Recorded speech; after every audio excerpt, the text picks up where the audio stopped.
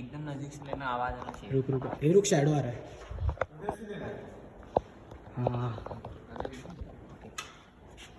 Ready? Ready. ये हटाओ रे, पैर हटाओ तुम्हारा, एक और पाया तो 1 2 3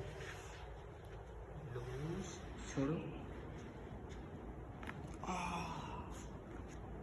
हाँ, इनहेल, छोड़ो।